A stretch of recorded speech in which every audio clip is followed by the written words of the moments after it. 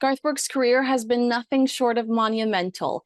He revolutionized country music by bringing in elements of rock and pop, and his electric live performances set him apart from his contemporaries.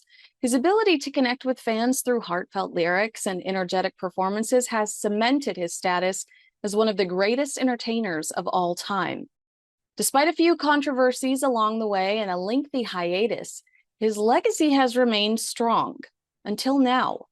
Was a crime committed, or is this another case of celebrity extortion? Today, in the court of public opinion, it can feel like you are guilty until proven innocent. So an SA allegation can be incredibly damaging to a celebrity like Garth Brooks. Brooks has become known for his humility, down-to-earth persona, and a strong fan connection. To say his audience is shocked by the accusation is an understatement. We'll get into the latest lawsuit against Brooks in a second, but before we do, let's recap his highs and lows in the public eye. Garth Brooks, born Troy Garth Brooks on February 7th, 1962 in Tulsa, Oklahoma, is one of the most influential figures in country music history. With a career that spans more than 3 decades, Brooks has become a household name not only for his impressive musical achievements, but also for his dynamic stage presence and innovation within the genre. His journey from a humble upbringing in a musical family to becoming one of the best-selling artists of all time is a testament to his talent, resilience, and ability to connect with a diverse audience.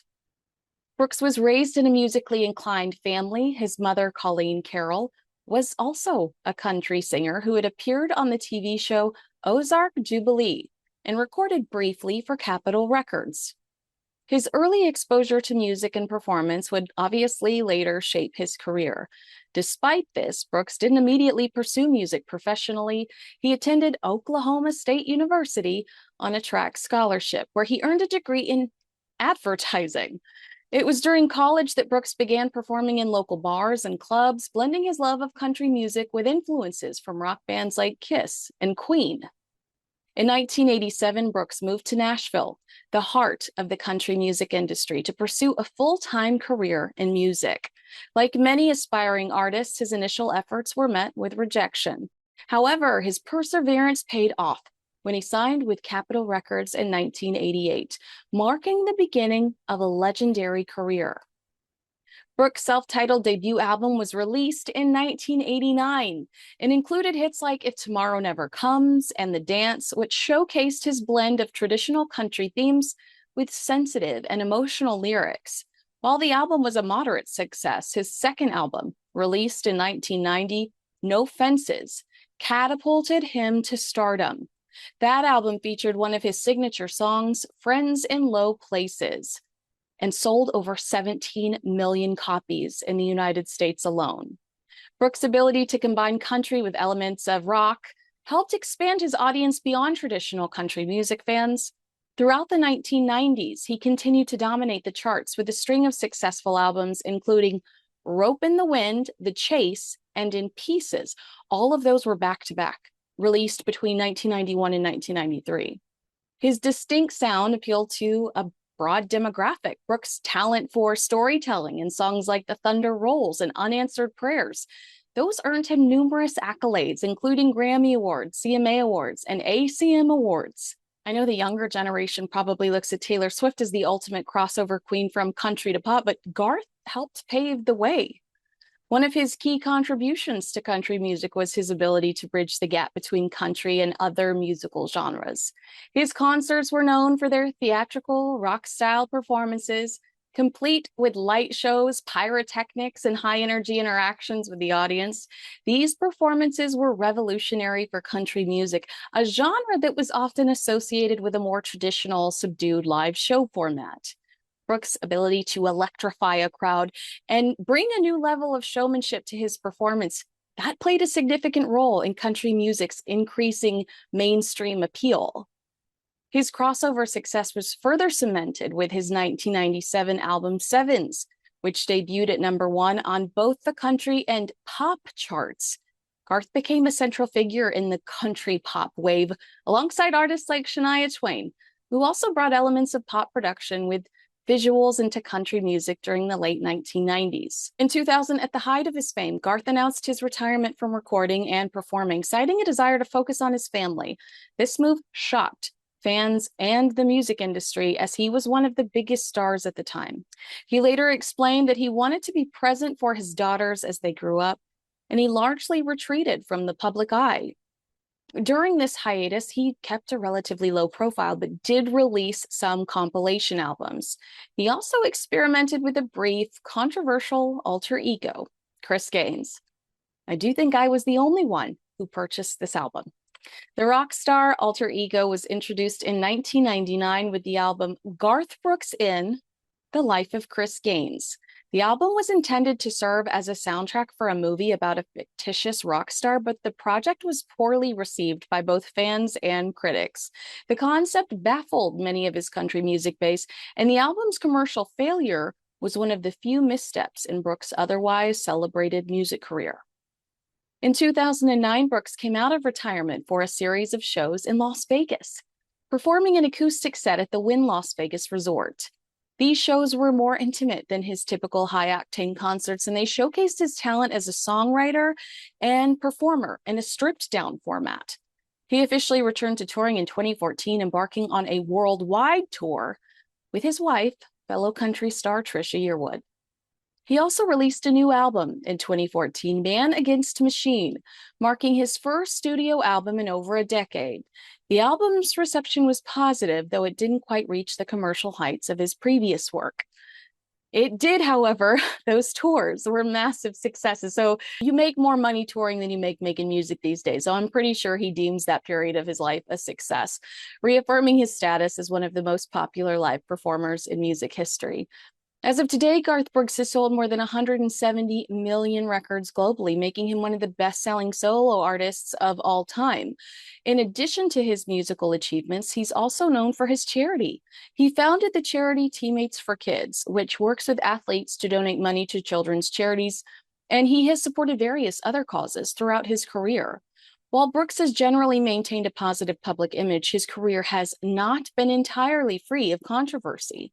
In the early 2000s, he had a public feud with his record label over royalty disputes, but this issue was eventually resolved. And that story doesn't necessarily surprise me because he didn't want to be on Spotify. He didn't want to be on any of the other streaming services. He did inevitably do a deal with Amazon Music, but he called like YouTube the devil. He's very passionate when it comes to royalties for artists and artists being treated and paid fairly.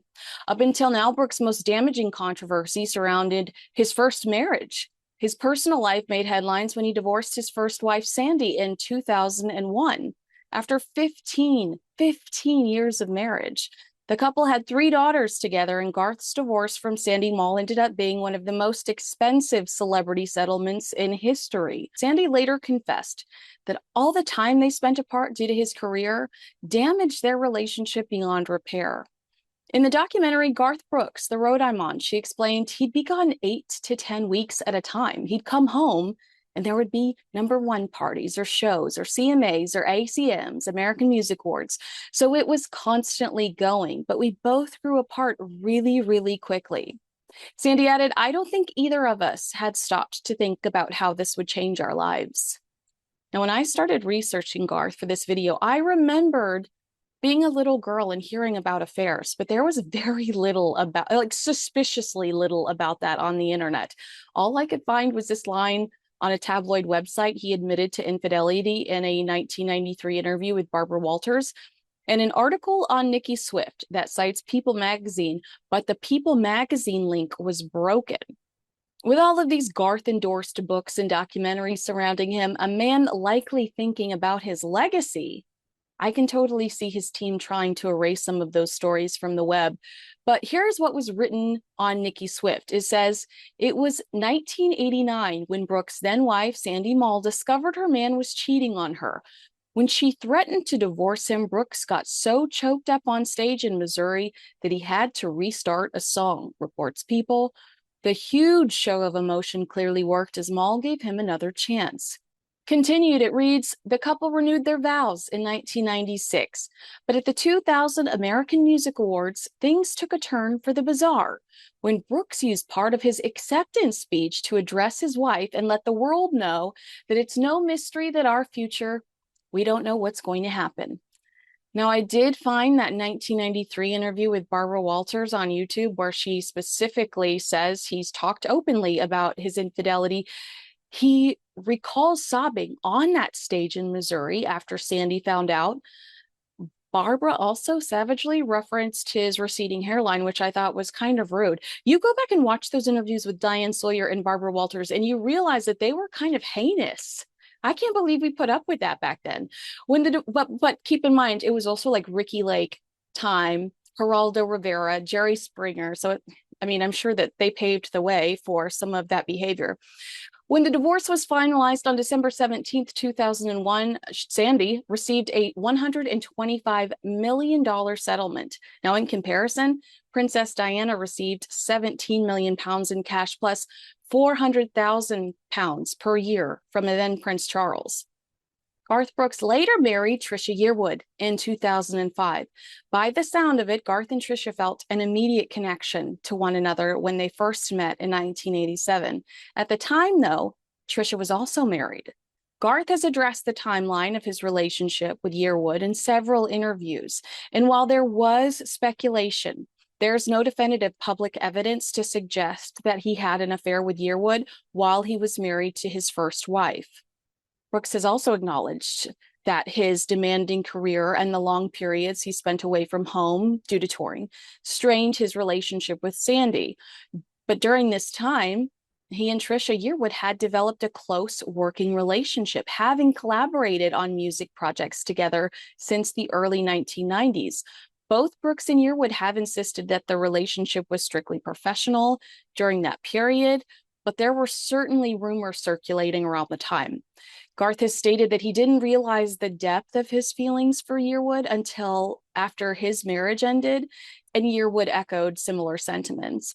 And while their friendship grew over the years, they both maintain that their romantic relationship only began after his divorce. The couple has now been married for 18 years, and Trisha is happy to discuss what makes her husband a great partner, telling Us Weekly, at the end of the day, even when I'm mad at him, Garth listens. Even when I think he's not listening to me, he is. And he's kind, he's very generous, and he's very thoughtful. Their relationship remains one of the most high profile and celebrated in country music. Another controversy that rocked Brooks was reaction to his edgy Thunder Rolls music video. The Thunder Rolls was a massive hit when it was released in 1990, and its very dramatic music video went on to win the CMA Award for Video of the Year. But the clip was so controversial, it was banned by TNN and CMT. The video is written around the haunting lyrics, and you see Garth playing a cheating husband who slips away on a stormy night to meet his mistress. In the climax of the video, his wife decides to get her revenge by pulling out a pistol. According to reports, although the third verse of the song, which addresses the woman's dark plans, was left out of the video and was only hinted at, it was still considered too taboo to air. Now, dubbed the Super Bowl scandal, former NFL executive director Don Weiss revealed in his book, The Making of the Super Bowl, the inside story of the world's greatest sporting event, that Garth Brooks wanted to debut his video for We Shall Be Free before singing the national anthem. Now, the video has some dark moments. It features riots, burning flags, and hateful signs, and executives feared a backlash, and they refused to air it.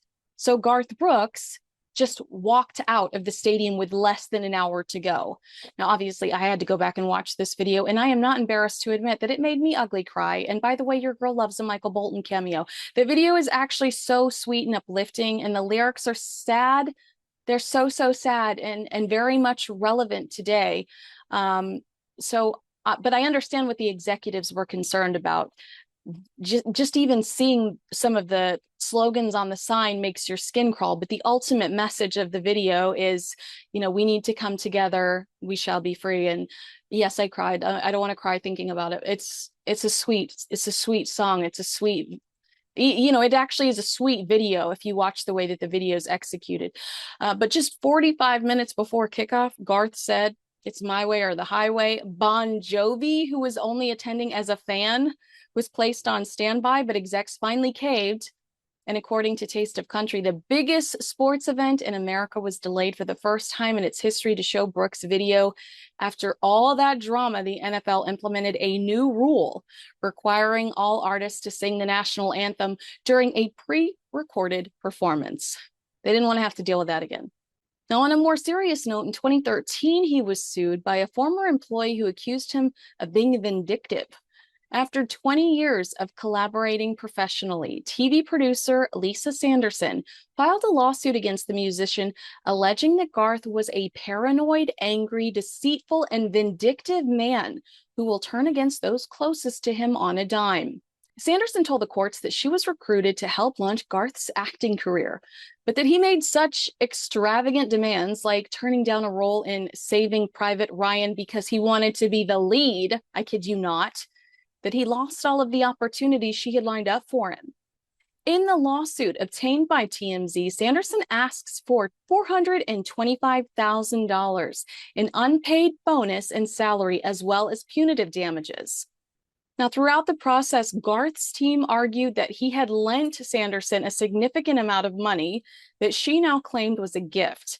Garth eventually won the lawsuit, with the jury believing that Sanderson was the one who owed the country star money, amounting to $226,000 plus interest, plus legal fees, plus collection costs. Ouch.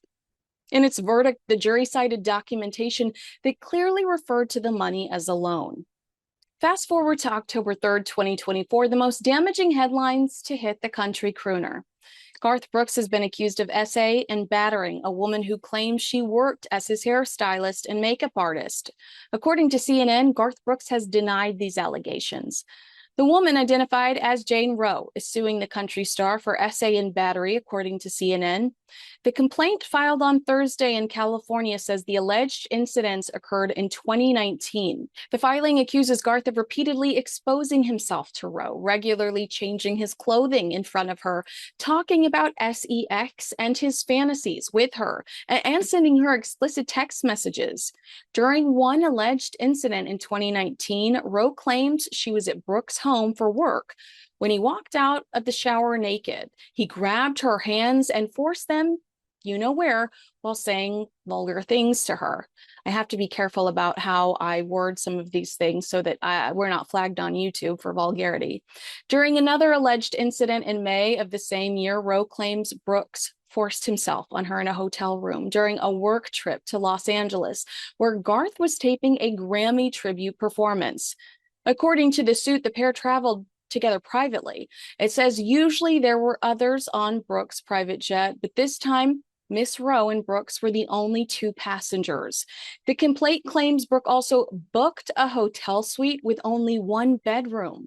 Once inside the suite, Roe alleges the singer-songwriter appeared in the doorway to the bedroom completely naked, which made her feel trapped. After the alleged incident, Roe says Brooks continued to touch her without her consent and told her about his desires, which allegedly included repeated remarks about having a way with his wife, Trisha Yearwood. The complaint states that Roe began working for Brooks in 2017, but was first hired to do hair and makeup for his wife, not at the time, but for his wife, Trisha Yearwood, in 1999. Ahead of the filing, Brooks anonymously filed his own complaint in an attempt to block the hairstylist from repeating her claims publicly. In his lawsuit, he says Roe's attorney sent him a demand letter alleging SA after he had denied her request for salaried employment and medical benefits. In the same motion, he clearly denies the attack. Defendant's allegations are not true, he insisted in his suit. Defendant is well aware, however, of the substantial, irreparable damage such false allegations would do to plaintiff's well-earned reputation as a decent and caring person, along with the unavoidable damage to his family and the irreparable damage to his career and livelihood that would result if she made good on her threat to publicly file her fabricated lawsuit. Garth later released a statement that said he's been hassled to no end with threats, lies, and tragic tales of what my future would be if I did not write a check for many millions of dollars. It has been like having a loaded gun waved in my face. He also said, I want to play music tonight. I want to continue our good deeds going forward. It breaks my heart. These wonderful things are in question now. He said, I trust the system. I do not fear the truth, and I am not the man they painted me to be. Roe's attorneys, Douglas H. Wigder, Jan M. Christensen, and Haley Baker, told CNN that Brooks' efforts to silence their client through the filing of a preemptive complaint in Mississippi was nothing other than an act of desperation and attempted intimidation. They say, we are confident that Brooks will be held accountable for his actions.